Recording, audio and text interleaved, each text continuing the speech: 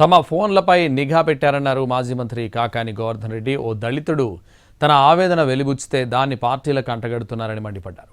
నగదు చేతులు మారిందని దళితుడిపై నిందలు వేయడం ఎంతవరకు సమంజసమని ప్రశ్నించారు కాకాని. సంబంధించి పాపం ఒకరోజు అతని మీద క్రమశిక్షణ చర్యలు అన్నారు, మరొక రోజు ఏదో నగదు లావాదేవీలు అన్నారు. ప్రభుత్వం అధికారం మీ చేతుల్లో ఉంది. ఈరోజు మా ఫోన్ల మీద నిఘా పెట్టున్నారు కాబట్టి మా ఫోన్ల నుంచి కానీ లేదా ఇతరత్ర కానీ లేదా అతని ఫోన్ దగ్గర గూగుల్ ట్రాప్ వేసినా సరే మా దగ్గరకు వచ్చి మాట్లాడినట్టుగా కానీ మాతో టచ్లో ఉన్నట్టుగా కానీ ఇది ఒక దళితుడు తన ఆవేదనని వెలిబుచ్చితే ఆ దళితుడు ఆవేదన వెనక ఏముందనేటువంటిది అర్థం చేసుకోకుండా పార్టీలకు సంబంధించినటువంటి పెద్దలే నగదు చేతులు మారాయి అని చెప్పి ఒక దళితుడి మీద పాపం నిందలు వేయడం ఎంతవరకు సమంజసం అనేటువంటిది ఆలోచన చేసుకోవాల్సినటువంటి సందర్భం.